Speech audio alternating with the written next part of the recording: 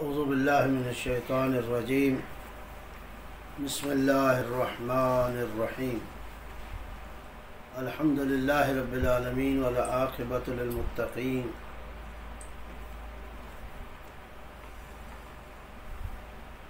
والصلاة والسلام علی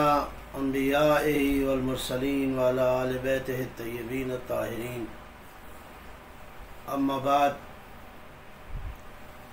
فقد قال اللہ تعالی فی کتابہ الاعلی بسم اللہ الرحمن الرحیم اما بنعمت ربک فحدث۔ حاضرین ناظرین السلام علیکم ورحمۃ اللہ۔ آج کی گفتگو یہ ہے کہ جس طرح میں نے قرآن مجید فرقان حمید کا مختصر سا حصہ آپ کے سامنے تلاوت کیا کہ جو اللہ نے تمہیں دیا ہے اسے بیان کرو، چند منٹ مجھے آپ کے لینا ہے اور ایک خاص نقطے کی طرف مومنین کی، حاضرین کی، ناظرین کی توجہ مطلوب ہے۔ بے شمار اللہ نے حضرت انسان کو نعمتیں عطا کی۔ ملت تشیع پاکستان اس حوالے سے بھی الحمدللہ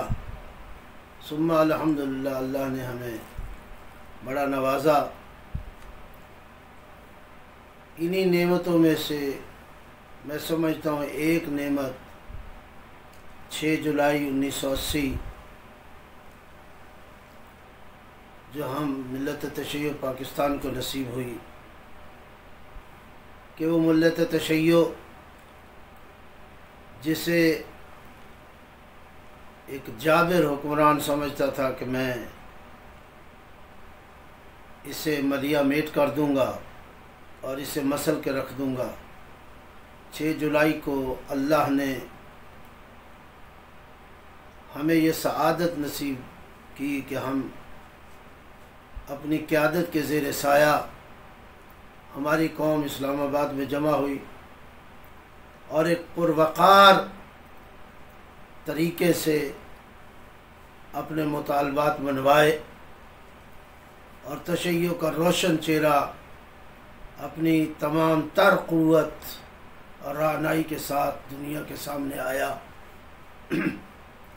یہ قیادت ہی تھی جس کے زیر سایہ اس محروم اور مظلوم ملت نے اپنے روشن چہرے کو دنیا کے سامنے رکھا۔ وہ حکمران جو سمجھتا تھا کہ میں اس پاکستان کی تشیع کو ختم کر دوں گا اور مسل کے رکھ دوں گا، ہماری دانا اور پروقار قیادت نے اس انداز سے پوری قوم کی رہنمائی کی اور اس جابر حکمران کے سامنے کھڑے ہوئے کہ آج تک وہ مثال بن چکی ہے۔ اور الحمدللہ یہ 6 جولائی کا دن ہماری ملت کے اندر ایک روشن باب کی طرح نمایاں رہنا چاہیے۔ ہمیں اپنے نسلوں کو بھی اس 6 جولائی کے کارنامے کی خبر اور اس رسالت کا ذمہ ہمیں نبھانا چاہیے تاکہ ہماری آنے والی نسلوں کو پتہ چلے کہ ملت تشیع نے اپنی قیادت کے زیر سایہ علماء اور بزرگان کے زیر سایہ اپنے حقوق کی وہ جنگ ایک ایسے اچھے انداز اور مثبت انداز سے لڑی کہ اس وقت کی جابر اور ظالم حکومت کو سرنگوں ہونا پڑا اور ہمارے تمام تر مطالبات انہیں ماننا پڑے۔ اور آج تک الحمدللہ ہم قیادت کا ثمرہ لے رہے ہیں۔ پھر 6 جولائی 1985، پھر 6 جولائی 1987، یہ وہ ادوار ہیں جن کا سمجھنا اور جاننا ضروری ہے۔ میں سمجھتا ہوں کہ 6 جولائی ملت تشیع پاکستان کے لیے اس کا ایک مخصوص دن ہے، اور اسے یوم تشیع کے نام سے اور یوم تشکر کے نام سے منایا جانا چاہیے۔ ہماری ملت کے ہر فرد کو، بچے کو، مرد عورت کو، نوجوانوں کو اس کے بارے میں ضرور خبر دینی چاہیے کہ وہ قیادت جس کا آغاز سید محمد دہلوی سے ہوا،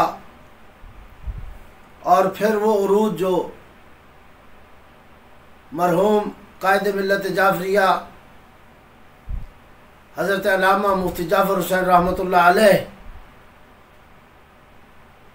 نے اس قوم کو جو عروج بخشا قیادت کے حوالے سے، اور اس ظالم اور جابر حکمران کی آنکھوں میں آنکھیں ڈال کر ایک نحیف اور لاغر جسم کے ساتھ کوئی گرہ کی صورت میں اس حکومت کے سامنے کھڑے ہو گئے، اور پوری ملت نے آپ کی آواز پر لبیک کہا۔ اور یہ وہی قیادت تھی جو بعد میں منتقل ہوئی شہید علامہ عارف حسین حسینی رحمۃ اللہ علیہ، اور آپ نے پھر اس قیادت کو 4 چاند لگائے، اس ملت کو ایک چمکتا اور دمکتا ستارہ بنایا۔ آپ کی شہادت کے بعد قیادت کی ذمہ داری حضرت علامہ آیت اللہ سید ساجد نقوی صاحب قبلہ کے کندھوں پر آئی، اور بحمداللہ آج 30 سال سے بھی زیادہ عرصہ گزر چکا کہ آپ نے اپنی قوم کی جو رہنمائی فرمائی، جو قیادت فرمائی، وہ اپنی مثال آپ ہے۔ کوئی موقع ایسا نہیں ہے جہاں ضرورت ہو اور قیادت نے رہنمائی نہ کی ہو، سیاسی معاملات ہوں، مذہبی معاملات ہوں، اخلاقیات کا حوالہ ہو، عقائد کا حوالہ ہو، اعمال کی بات ہو۔ ہماری اس محترم اور معظم قیادت نے کسی بھی میدان میں نرمی نہیں دکھائی اور اپنی ذمہ داری کو نبھایا۔ سیاسی امور میں سیاسی اہداف کو حاصل کرنے کے لیے قیادت نے بھرپور کردار ادا کیا، اور الحمدللہ سیاسی مذہبی پارٹیوں میں ہماری اس قیادت کا ایک بڑا قد، ہماری قوم کا ایک بڑا قد سامنے آیا۔ اسی طرح مذہبی پارٹیوں کے حوالے سے، جس طرح سیاسی حوالے سے، مذہبی حوالے سے بھی اتحاد، امن، پیار اور محبت کی فضا کو قائم کرنے کے لیے قیادت نے پورے پاکستان میں ایک رول ادا کیا، جس کو اپنے تو کیا پرائے بھی تسلیم کرتے ہیں۔ تمام مذہبی دینی پارٹیاں ہماری قیادت کے اس رول کو تسلیم کرتی ہیں، پاکستان کے ادارے تسلیم کرتے ہیں، پاکستان کا سنجیدہ ذہن تسلیم کرتا ہے۔ ہماری اس قیادت کی بردباری کو اور تدبیر کو آج پوری قوم سر اٹھا کے فخر کے ساتھ، روشن چہرے کے ساتھ اگر اس ملک کے اندر زندگی گزار رہی ہے تو یہ مرہون منت ہے حضرت آیت اللہ علامہ سید ساجد علی رحمۃ، جن کی وجہ سے آج ہم شرمندہ نہیں ہیں۔ اسی طرح مرجعیت کا حوالہ ہو، مراجع کی بات ہو، انقلاب کی بات ہو، آیت اللہ علیہ خمینی رحمۃ اللہ علیہ، اور پھر آپ کے بعد رہبر معظم حضرت آیت اللہ علیہ سید علی خامنائی مدد اللہ العالی اور اس انقلاب کی پاسداری کے لیے آپ کی رہبریت میں نمائندہ ولی فقیہ پاکستان میں رہبر معظم کی نمائندگی کو 100% اس کا حق ادا کیا اور اس کردار کو نبھایا، اور جس کا نتیجہ یہ ہے کہ جب سے آپ نمائندہ ولی فقیہ ہیں، رہبر معظم نے ضرورت محسوس نہیں کی کہ آپ کے علاوہ بھی اس پاکستان میں کوئی اور آپ کی جگہ پہ نمائندہ ولی فقیہ ہو سکے۔ اس انقلاب کو اور اس کی حقانیت اور اس کی آواز کو عالم اسلام تک پہنچانا اور پاکستان کے خطے خطے تک پہنچانا، اور اس کے بعد مرجعیت کا حوالہ، پھر اس کے بعد کون سا میدان ہے، غالیوں کا معاملہ ہو، نشیریوں کا معاملہ ہو، بد عقیدہ لوگوں کی بات ہو، ہماری اس قیادت نے ہمیشہ اپنی پوری قوم کی رہنمائی فرمائی۔ واضح آپ کے خطابات آج الحمدللہ سوشل میڈیا پہ موجود ہے، اگر کوئی دیکھنا چاہے، غالیوں کے حوالے سے، نشیریوں کے حوالے سے، بد عقیدہ لوگوں کے لیے جس انداز سے ہماری اس قیادت نے ملت تشیع پاکستان کی رہنمائی فرمائی، وہ بھی اپنی مثال آپ ہے۔ عیار اچھے بیاں اب جو کھلی آنکھوں کو بند کر لے اور جاگتا ہوا سو جائے، اسے کیسے اٹھایا جائے، اس تحریک کو پڑھیے، قیادت کے اقدامات کو دیکھیے، پاکستان کی تاریخ کا مطالعہ کیجیے، پھر آپ کو ان معاملات کا احساس ہوگا۔ آج لوگ زبانیں تو کھول رہے ہیں اور بڑے ہمدرد بن رہے ہیں رہبر معظم کے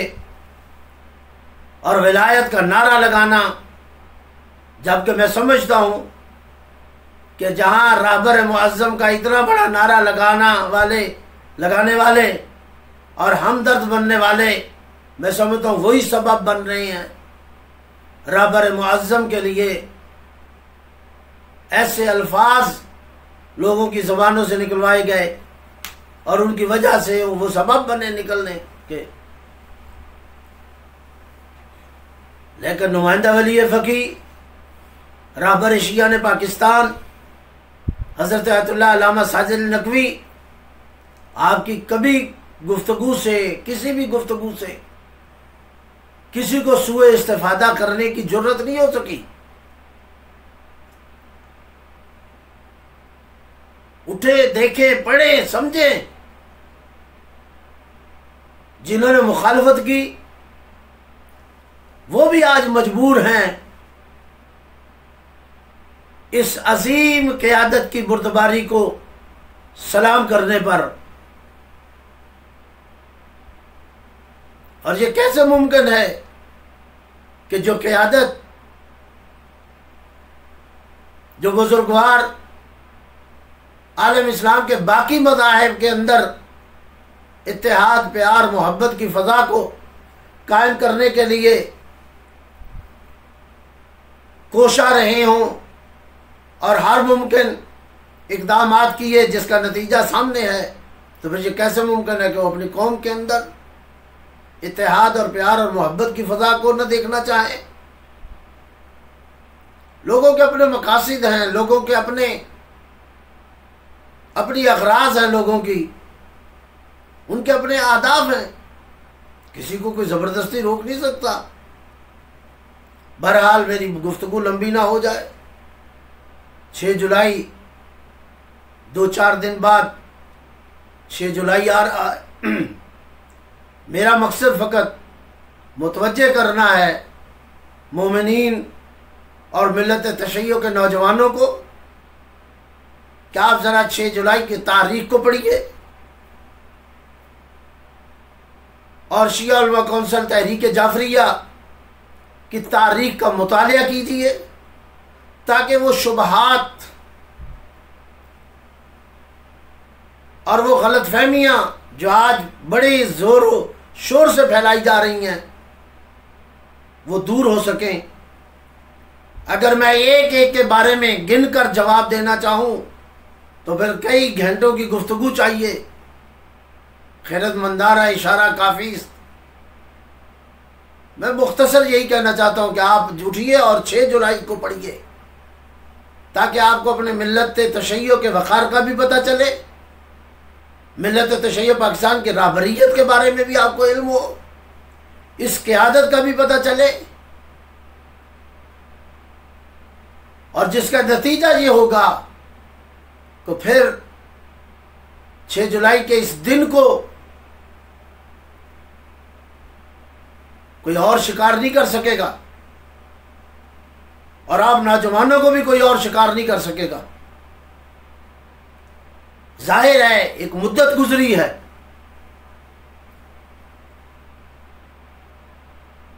ایک عرصہ گزر چکا ہے۔ اس تحریک کو پڑھیے، اس قیادت کو جانیے، سمجھیے، 6 جولائی کے دن کی قدر کیجیے۔ تشیع کے اندر 6 جولائی کا دن بڑا اہم ہے تشیع پاکستان کے اندر، اور یہی وجہ میں سمجھتا ہوں کہ کچھ عناصر اس دن کو اور اس کی تاریخ کو پامال کرنے کے لیے مختلف حربے، ہیلے، بہانے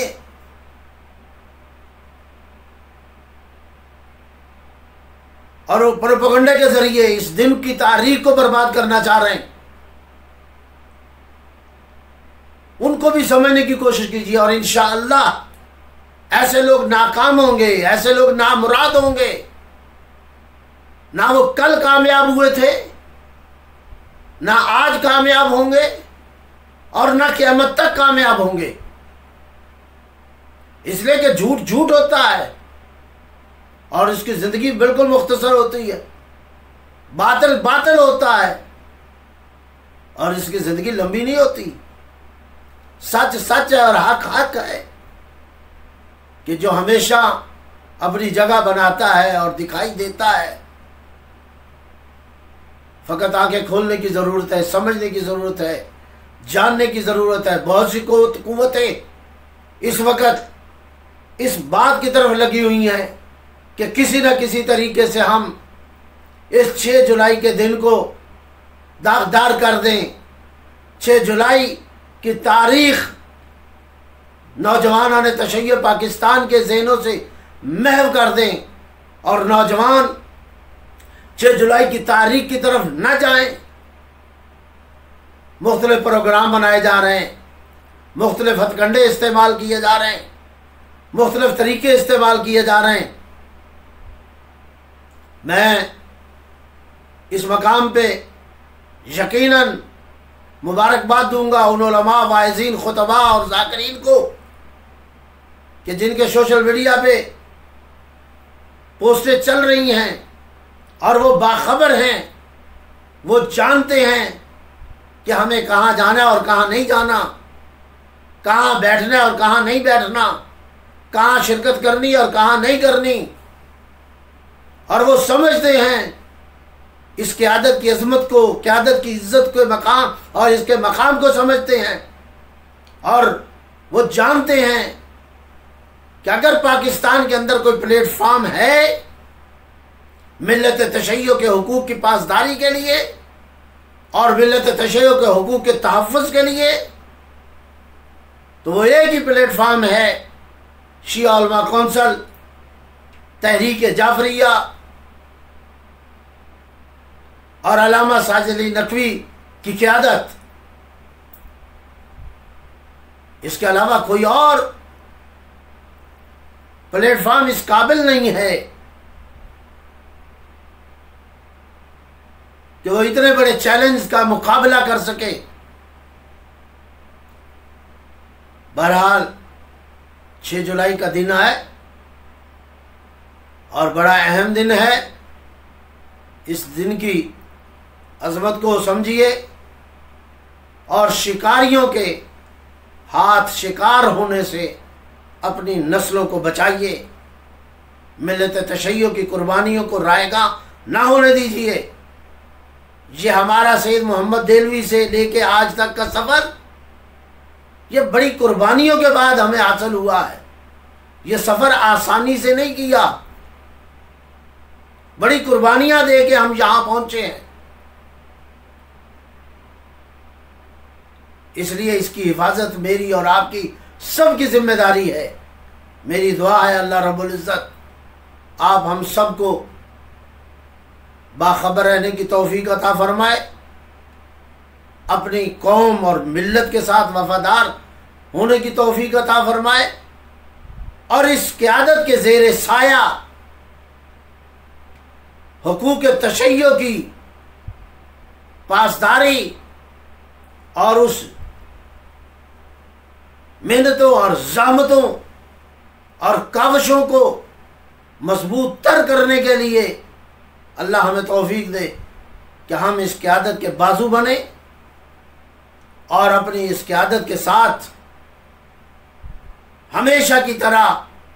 مضبوطی کے ساتھ جڑے رہیں، اور ہمارے جڑے رہنے سے ہی ہمارا دشمن ناکام ہوگا. اللہ آپ کا اور ہمارا حامی و ناصر ہو. والسلام علیکم ورحمۃ اللہ وبرکاتہ.